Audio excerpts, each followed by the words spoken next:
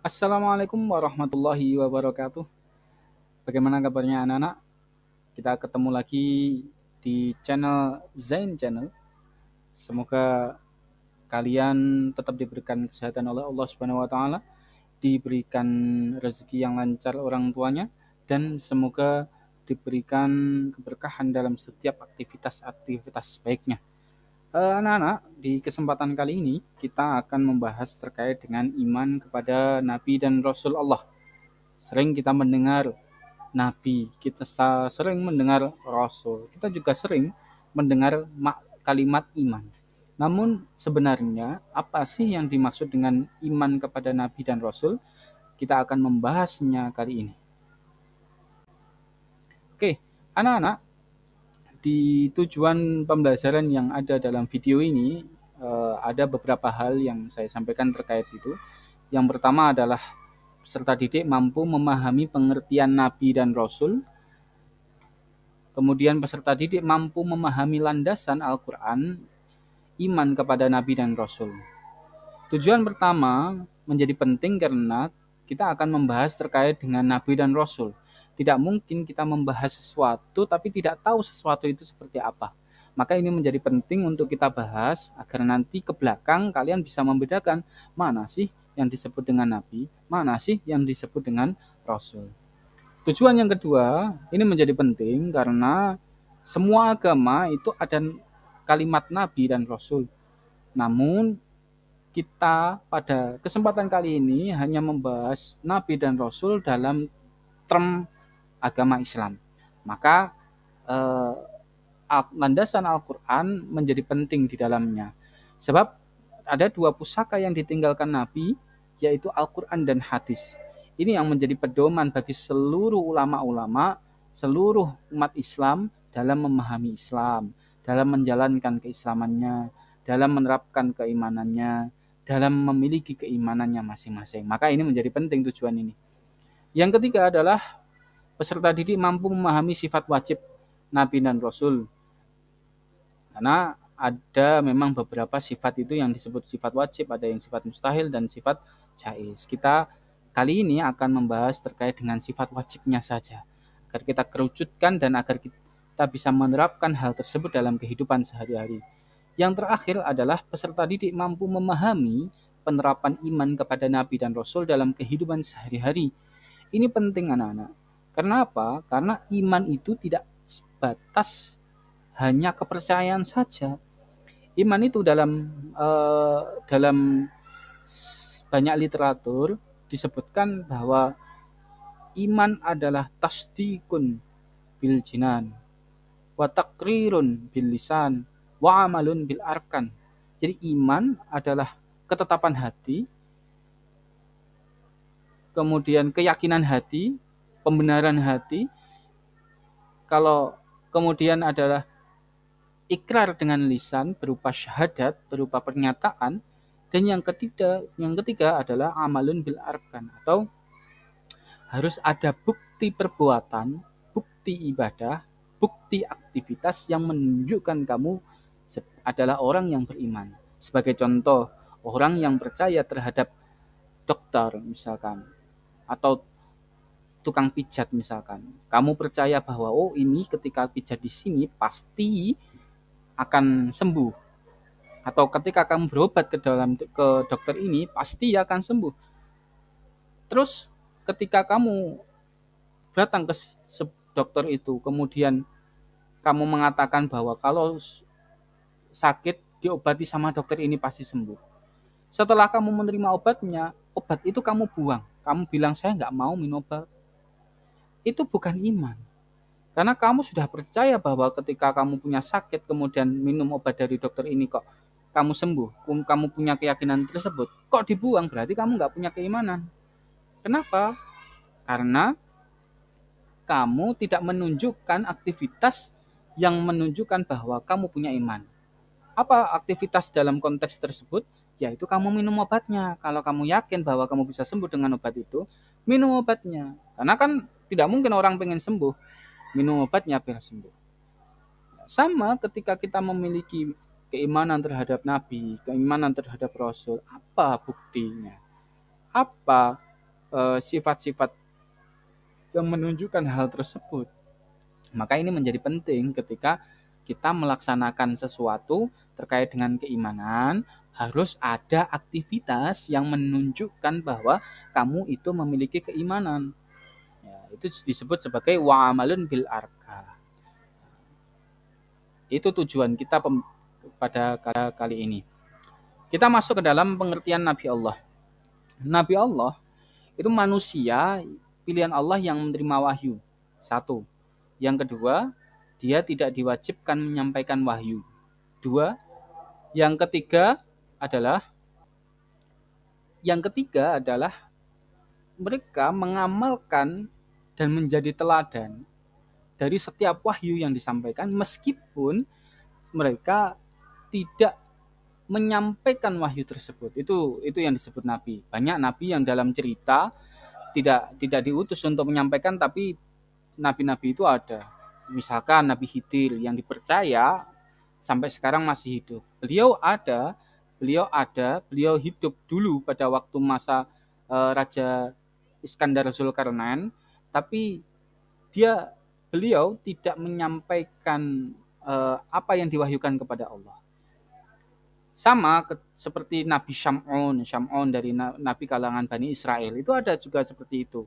Ketika mereka kebingungan diserang oleh Talut, mereka tanya kepada seorang nabi namanya Syam'un. Kemudian mereka tanya ke situ untuk bagaimana caranya untuk bisa terhindar dari keburukan-keburukan Talut. Seperti itu. Ya, itu Talut. Makanya ini menjadi penting anak-anak untuk memahami hal seperti itu. Kemudian contohnya adalah mereka biasanya melanjutkan ajaran Rasul sebelumnya. Ini seperti contoh Nabi Khidir itu juga menggunakan ajaran-ajaran Rasul sebelumnya, yaitu Nabi Muhammad. Ada Syam'un bin Nuh itu juga menggunakan ajaran-ajaran dari nabi-nabi sebelumnya. Pengertian Rasul Allah. Rasul itu nabi dengan tugas menyampaikan wahyu. Jadi perbedaan dari nabi dan rasul adalah nabi dia tidak diutus untuk menyampaikan wahyu, kalau rasul dia ada utusan, ada perintah untuk menyampaikan wahyu. Seperti nabi kita Nabi Muhammad SAW, beliau menyampaikan wahyu, menyampaikan kepada teman-temannya, menyampaikan kepada masyarakatnya, menyampaikan kepada lingkungannya. Itu nabi kita. Itu adalah rasul. Maka nabi kita statusnya adalah rasul. Beliau nabi itu juga membawa syariat baru untuk umat manusia. Syariat baru untuk manusia. Syariat baru itu sebagai penghapus syariat-syariat sebelumnya. Sebagai contoh, Nabi Muhammad itu menghapus syariat-syariat sebelumnya yang dibawakan oleh Nabi Isa misalkan. Makanya kitab Injil itu sudah tidak dipakai karena ada syariat yang menghapuskan, yaitu kitab Al-Quran. Maka ini menjadi penting ketika kita memahami bahwa ternyata Nabi akhir zaman itu sudah lahir, maka syariat-syariat Nabi sebelumnya, Nabi Isa, Nabi Daud, Nabi Musa itu sudah tidak dipakai meskipun kitabnya masih ada misalkan. Tapi itu tidak dipakai. Sebab apa? Ya, sebab sudah berbeda syariatnya, dan fungsi dari Nabi itu memang menghapus syariat yang sebelumnya. Ketika beliau turun, maka syariat-syariat sebelumnya tidak dipakai lagi. Terkhusus untuk Nabi Muhammad itu beliau diutus untuk semua umat. Kata Nabi, "Utitu khamsan lam yu'tahunna ahadun minan nabi qabli." Aku dikasih 5 yang tidak dikasih kepada orang sebelum aku. Dalam salah satu yang beliau sampaikan adalah bu'istu ilal ummati. Beliau diutus untuk seluruh umat. Jadi seluruh umat harus menerima apa yang disampaikan oleh Nabi Muhammad. Sedangkan nabi-nabi sebelumnya biasanya diutus hanya kepada beberapa kaum saja. Dasarnya apa? Iman kepada nabi dan rasul. Dalam Al-Quran Salah satu ayat mengatakan amanar rasulu bima unzila ilaihi mir rabbihi wal mu'minun kullun amana billahi wa malaikatihi wa kutubihi wa rusulih la nufarriqu baina ahadin mir rusulih wa qalu sami'na wa ata'na ghufranaka rabbana wa ilaikal masir. Rasul itu beriman dengan apa yang diturunkan oleh Tuhannya, yaitu Allah. Maka ketika Rasul itu beriman, orang-orang yang beriman atau orang-orang lain juga harus ikut beriman terhadap Rasul tersebut. Setiap dari mereka itu harus beriman dengan Allah, dengan kitabnya Allah, dengan malaikatnya Allah, dengan Rasulnya Allah. Tidak bisa dipisahkan antara satu dengan yang lainnya. Kemudian mereka itu juga harus bilang sami'na wa ata'na, ya kami mendengar dan kami menaati segala apa yang diperintahkan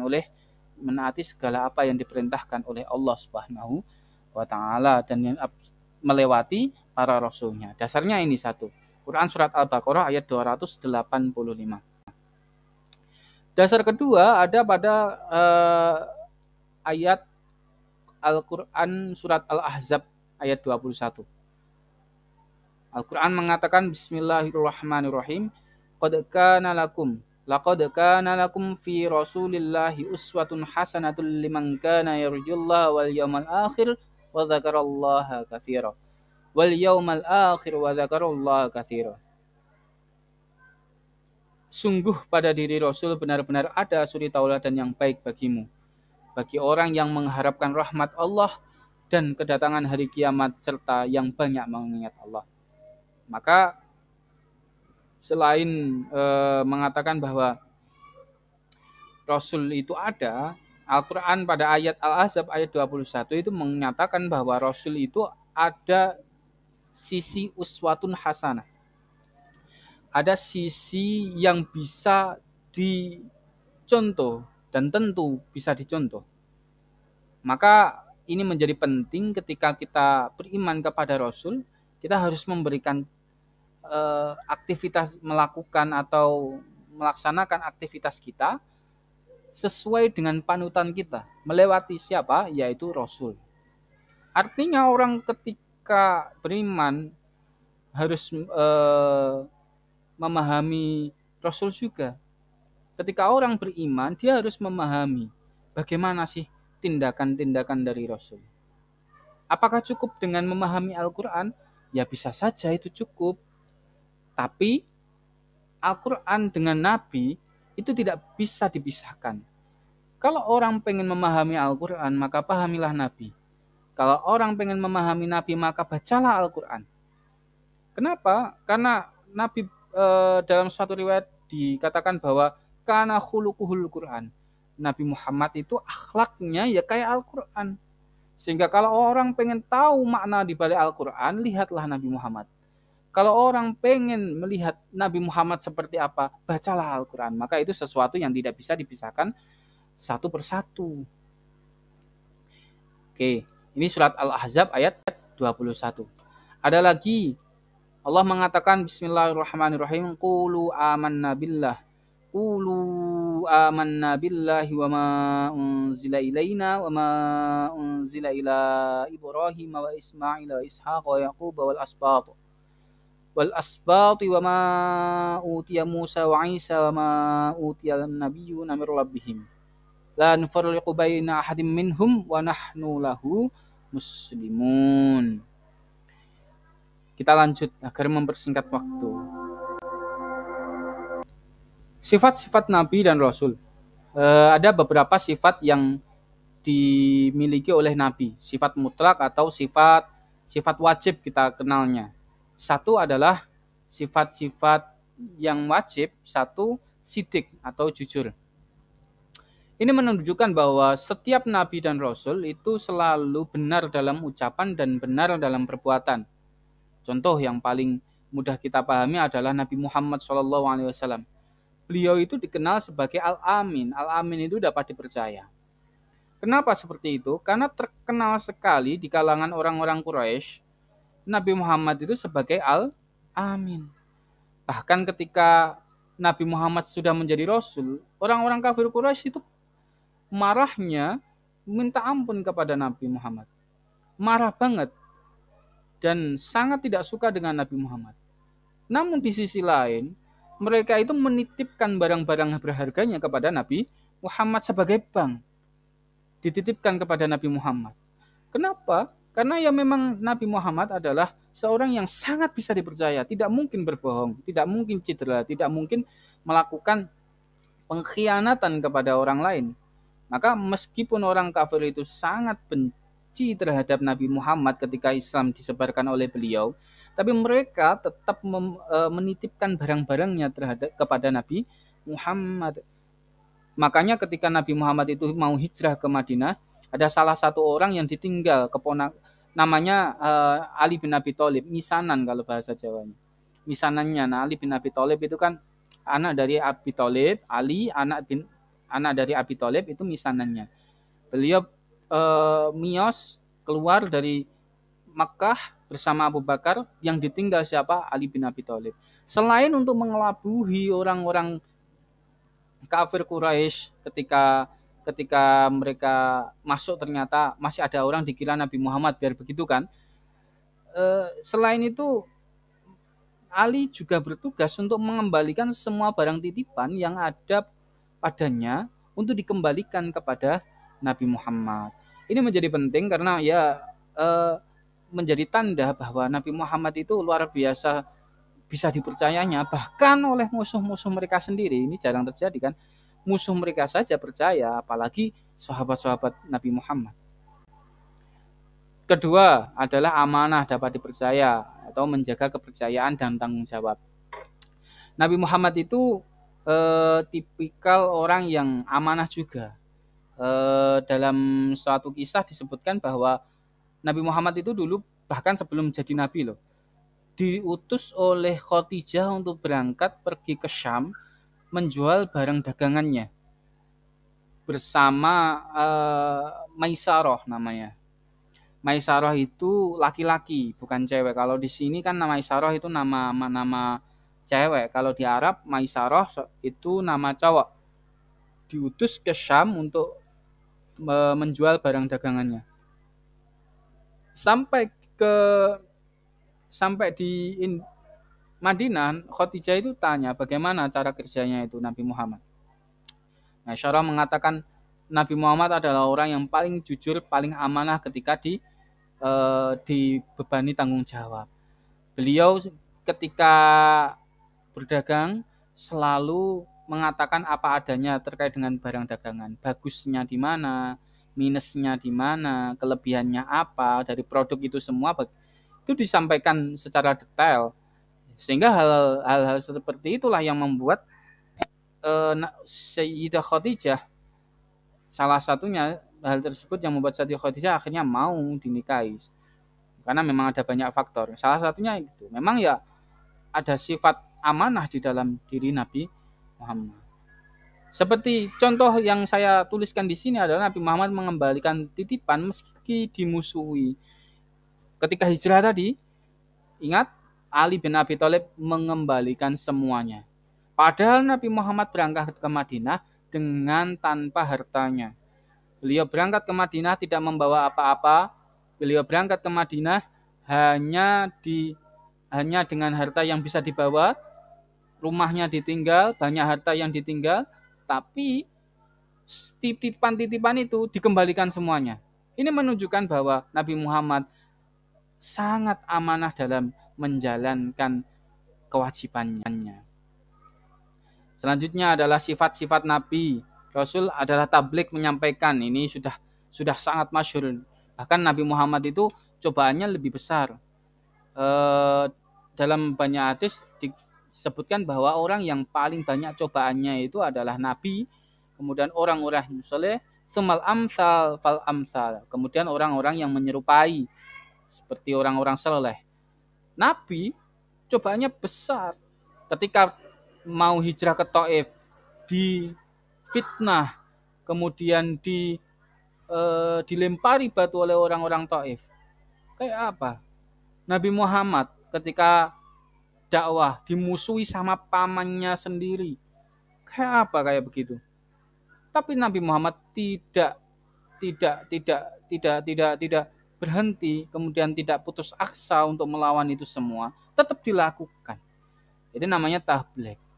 Contohnya seperti Nabi Musa yang saya tuliskan di sini. Menyeru Firaun meski mendapatkan perlawanan. Firaun itu raja, bayangkan. Ada satu orang melawan satu raja. Nabi Musa tidak punya kekuatan apapun kecuali ditolong oleh Allah, kecuali diberikan oleh Allah. Tapi statusnya hanya warga sipil biasa, satu orang bisa menggulingkan Firaun, bisa tetap mau menyampaikan kebenaran terhadap Firaun meskipun bahayanya besar. Waktu itu Firaun, ingat, Firaun itu mengaku sebagai Tuhan. Lah Nabi Musa membawa ajaran baru bahwa Tuhan yang benar itu Allah. Bayangkan kayak begitu. Itu sudah sangat melanggar undang-undangnya Firaun, dan bisa jadi keselamatan Nabi Musa itu sangat terancam pada waktu itu. Namun Allah berkata lain, takdir Allah berkata lain. Pada akhirnya Nabi Musa lah yang menang. Pada akhirnya Nabi Musa yang dapat mengalahkan Firaun. Sifat-sifat Nabi dan Rasul dalam selanjutnya adalah fatonah, cerdas. Ini sudah harus, karena orang yang menyampaikan sesuatu dia harus berwawasan luas, dia harus cerdas. Tidak bisa orang menyampaikan kok tidak punya apa-apa untuk disampaikan, itu tidak mungkin. Dan biasanya kalau sudah tidak punya apa-apa kok memaksa menyampaikan, ya jadinya sesat menyesatkan. Maka para nabi itu mutlak harus cerdas. Cerdas dalam arti bijaksana dan cerdas dalam menyelesaikan setiap masalah yang dialami. Contoh, Nabi Yusuf yang menafsirkan mimpi Raja Mesir. Jadi ini kecerdasan yang mungkin, itu kan mukjizat. Saya kasih contoh lain. Nabi Ibrahim itu ketika banyak raja dan semua pengikutnya dan semua rakyat berburu di hutan, Nabi Ibrahim kan gak ikut.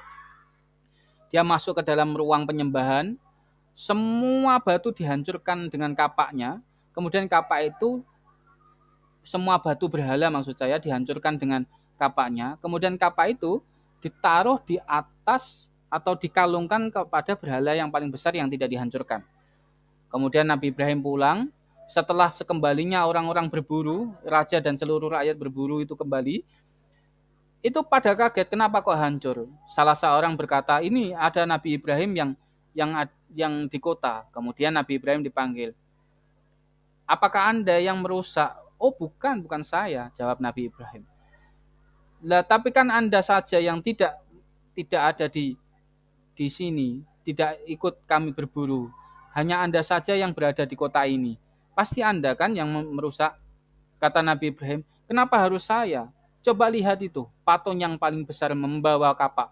Pasti dia yang merusak teman-temannya. Dia yang bawa kapak. Kata Nabi Ibrahim. Seluruh orang langsung tertawa dan mengatakan begini, kamu itu bagaimana? Mana bisa sebuah batu itu membawa kapak, kemudian mengambil kapak, kemudian menghancurkan teman-temannya, mana bisa? Batu kok begitu. Nabi Ibrahim dengan cepat langsung menanggapi, kalau sudah tahu bahwa batu tidak bisa melakukan apa-apa, kenapa disembah? Melindungi dirinya saja dari kehancuran itu tidak bisa. Kenapa disembah? Mengambil kapak saja tidak bisa. Kenapa disembah? Itu salah satu kecerdasan. Maka wajib bagi Nabi dan Rasul itu punya sifat cerdas. Wajib dalam arti harus. Maka tidak mungkin seorang Nabi atau Rasul itu tidak memiliki kecerdasan. Oke. Pentingnya apa sih iman kepada Nabi dan Rasul? Ada dua dalil yang mendasari. Satu dalil nakli, yaitu surat-surat yang sudah saya sampaikan di awal tadi. Al-Baqarah 285, Al-Ahzab 21, Al-Baqarah ayat 136. Yang kedua adalah hadis Jibril. Hadis Jibril itu bunyinya kira-kira begini. Jadi suatu saat ada bainama nahnu julusun 'inda Rasulullah sallallahu alaihi wasallam. Kita itu suatu saat duduk-duduk bersama Rasul. Kata Umar bin Khattab, yang meriwayatkan itu kan Umar bin Khattab. Kata Umar bin Khattab begitu. Kita duduk-duduk bersama Nabi, tiba-tiba ittala alaina rajulun syadidu bayadi thiyabi syadidu sawadi sya'ri. Tiba-tiba ada seseorang yang rambutnya itu sangat hitam. Bajunya putih banget. La yura alaihi atharus safar, tapi dia tidak diketahui dari mana asal datangnya. Kemudian orang tersebut duduk di depan Nabi, fasnada rukbataihi la rukbataihi wa wada'a kaffaihi ala fakhidaihi. Duduk, kemudian dengkulnya atau lututnya orang tersebut diletakkan di depan lututnya Nabi Muhammad SAW. Tangannya juga diletakkan di situ. Kemudian orang tersebut tiba-tiba tanya, mal Islam, al Islamu. Kemudian Nabi menjawab, al Islamu anta syahada la ilaha illallah wa anna Muhammadar Rasulullah, sampai akhir. Kemudian beliau mengatakan sodakta. Jadi ditanya Islam itu apa? Nabi Muhammad menjawab, Islam itu ya syahadat, sholat, zakat, puasa, haji. Sodakta, benar. Umar kaget, loh ini ada orang tanya kok membenarkan, karepnya bagaimana, maksudnya bagaimana kok ada orang tanya malah membenarkan. Itu begitu. Ya, dalilnya apa selanjutnya? Pertanyaan selanjutnya apa? Orang tersebut mengatakan mal iman. Nabi menjawab, al imanu antu'mina billahi wa malaikatihi wa kutubihi wa rusulihi wal yaumil akhir. Seterusnya. Wabil qadari khairihi wa syarrihi. Sadaqta, kata malaikat. Iman itu ya iman kepada Allah, iman kepada malaikat Allah, iman kepada kitab Allah, iman kepada Rasulullah, dan seterusnya.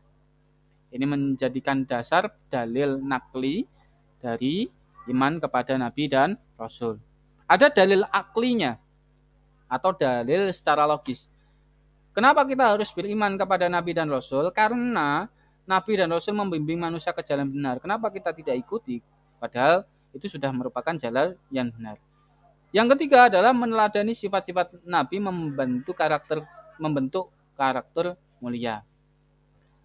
Ini juga kebaikan. Jadi kenapa kalau ada kebaikan kita tidak ikuti? Atau yang lebih logis lagi adalah begini. Nabi Muhammad itu kebaikannya diakui bahkan oleh orang muslim dan orang non-muslim. Banyak ada catatan yang menyatakan bahwa Nabi Muhammad adalah orang yang paling jujur, nomor 1 di dunia. Orang Kristen ada juga di situ. Catatan orang-orang non-muslim itu juga begitu. Dalil logisnya begini. Kalau Nabi Muhammad itu berbohong, maka semua hal yang kita alami itu berbohong. Padahal Nabi Muhammad mengatakan bahwa seluruh alam ini ada penciptanya, dan penciptanya adalah Allah atau zat yang tunggal, zat yang menyebabkan semua sebab. Kalau Nabi Muhammad berbohong, tentu itu tidak akan benar. Tapi nyatanya itu benar. Berarti Nabi Muhammad tidak berbohong. Kebenarannya di mana, Pak? Alam ini kan tidak mungkin tercipta dari sesuatu yang tidak ada. Kita ada karena orang tua kita. Orang tua dari orang tuanya lagi. Dari orang tuanya lagi. Dari orang tuanya lagi. Sampai pasti ada ujungnya. Dan yang menciptakan pertama kali pasti adalah zat yang paling bisa menciptakan. Bumi. Semula tidak ada. Kemudian ada. Laptop, HP yang kalian pakai sekarang ini. Semula tidak ada. Kemudian ada. Pasti ada yang menciptakan. Nah, inilah yang pencipta dari segala sesuatu, inilah yang disebut musabbibul asbab atau yang disebut sebagai Allah, zat yang menyebabkan dari segala penyebab. Ini disampaikan oleh Nabi Muhammad. Kalau Nabi Muhammad tidak jujur, logika seperti inilah juga pasti akan terbukti kebohongannya. Dari awal tahun abad ke-14 sampai sekarang, abad ke-21, tidak ada yang mengatakan Nabi Muhammad itu berbohong. Tidak bisa ada yang membuktikan bahwa Nabi Muhammad berbohong. Kalaupun ada yang mengatakan Nabi Muhammad bohong, dia tidak punya bukti pasti. Gitu. Maka ini menjadi penting bagi kita mempelajari ini, karena Nabi Muhammad itu memang benar-benar ada dan beliau benar-benar diutus oleh Allah untuk membimbing kita ke jalan yang benar-benar. Selanjutnya adalah penerapan sifat wajib Nabi dan Rasul. Ini menjadi penting bagi kita anak-anak, karena penerapan ini menjadi bukti bahwa kita memiliki iman kepada Nabi dan Rasul. Tentu di antara bukti keimanannya adalah kita melakukan kebaikan-kebaikan yang sesuai dengan syariat. Tapi ada beberapa hal yang bisa kita tiru. Di antaranya adalah meniru sifat-sifat yang dimiliki oleh Nabi. Ada 4 sifat tadi yang sudah saya jelaskan. Itu bisa kita tiru salah satunya. Misalkan sifat sidik atau amanah, tabligh atau fatonah. Di ayat yang sudah saya sampaikan tadi disebutkan bahwa Nabi Muhammad adalah uswatun hasanah. Dia adalah contoh yang baik bagi kita. Maka di antara cara beriman kita kepada Nabi Muhammad adalah dengan cara meyakini dan menyampaikan atau berikrar bahwa Nabi Muhammad itu Rasulullah, dan kita harus membuktikan dengan perbuatan kita. Lewat apa? Mencontoh Nabi Muhammad. Apa yang bisa kita contoh? Misalkan sidik. Sidik kan jujur. Jujur dalam setiap tindakan. Ini secara umum begitu. Kalau secara kontekstual, mungkin kalian yang rumahnya di Mojo, jujur, cara jujurnya bagaimana? Kalian bisa berkata apa adanya terkait hasil ulangan harian yang telah diberikan oleh guru. Gak usah ditutup-tutupi, apa adanya sampaikan ke orang tua agar orang tua bisa memberikan treatment tentang bagaimana untuk menyelesaikan masalah itu. Itu jujur misalkan begitu. Ada amanah, yaitu salah satu contohnya adalah menjalankan tanggung jawab. Kalian yang rumahnya di Mojo punya tanggung jawab menjaga lingkungan alam. Kenapa? Karena Mojo itu wilayah pegunungan dan alamnya masih banyak yang alami. Jangan sampai alam yang alami itu kalian rusak. Zaharal fasadu fil barri wal bahri bima kasabat aydin nas. Tangan manusia itulah yang merusak alam itu. Sehingga ketika kalian punya tanggung jawab, ketika kalian tinggal di situ, berarti kalianlah yang bertanggung jawab terhadap alam. Maka ketika ada alam yang bagus, tolong jangan dirusak dengan cara membuang sampah pada tempatnya. Pohon-pohon itu tolong jangan ditebangi kalau tidak ada gantinya. Kalau memang mau menebang harus ada ganti pohon yang ditanam. Kemudian ada tabligh, edukasi masyarakat tentang kebenaran, contohnya begitu. Atau kalau dalam konteks kalian adalah kalian bisa menyampaikan perihal perbuatan-perbuatan buruk yang dilakukan oleh teman-teman kalian kepada BK. Jangan buat rasan-rasan, sampaikan itu ke BK. Kenapa? Kalau BK pikirannya adalah mencari solusi, bukan untuk rasan-rasan saja, bukan untuk merendahkan teman. Tapi kalau sampean sampaikan ke BK, itu nanti akan dipikirkan solusinya. Itu tablighnya kalian begitu. Fatonah misalkan, cerdas. Contohnya adalah inovasi teknologi ramah lingkungan, membuat seperti itu. Tapi mungkin dalam konteks kalian, Fatona itu dimulai dengan memiliki target belajar dalam satu hari. Saya masih melihat banyak anak yang dalam satu hari itu tidak mau belajar sama sekali. Ditanya berapa jam kalian belajar, tidak ada. Maka Fatona yang ada di sini, Fatona dari sifat Nabi bisa kalian contoh dengan cara coba target saja 1 jam baca buku. Kalau nggak bisa setengah jam. Kalau bukunya terlalu banyak tulisan, beli buku yang ada gambarnya mungkin. Atau beli buku novel yang kalian suka. Awal begitu saja nggak apa-apa. Nanti kalau kalian terbiasa membaca, maka akan banyak buku-buku lain yang akan kalian baca. Dan itu harus memang dipaksa, karena memang awal itu tidak mudah untuk memulai. Itu adalah contoh penerapan dari sifat wajib Rasul. Dan itu bisa ditiru anak-anak. Yang terpenting itu apa sih hikmahnya iman kepada Nabi dan Rasul? Di antara hikmahnya adalah satu, penguatan karakter, karakter jujur, karakter amanah, karakter untuk senang belajar, karakter untuk mau menyampaikan kebenaran walaupun pahit. Itu yang bagus itu. Yang kedua adalah inspirasi kehidupan. Kita dari Nabi dan Rasul bisa belajar bagaimana perjuangan beliau.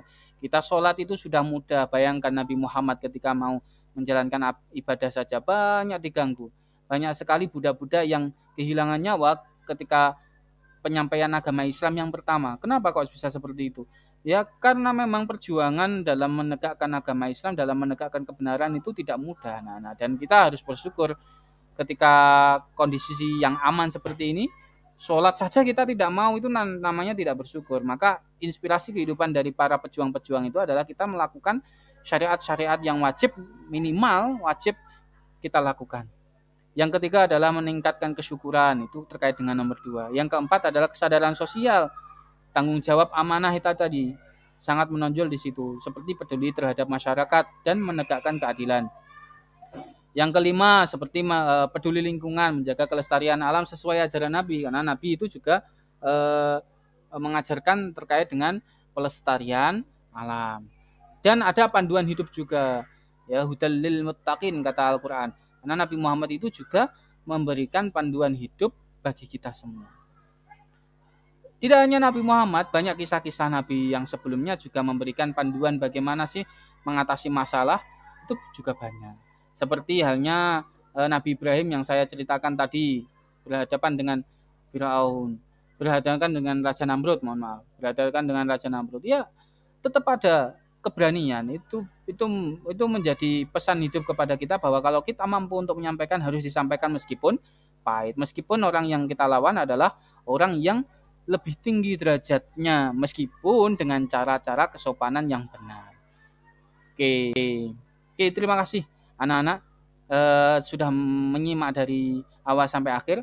Kalian coba tuliskan di dalam kolom komentar sifat-sifat baik apa yang sudah kalian lakukan selama ini terkait dengan sifat-sifat Nabi dan Rasul.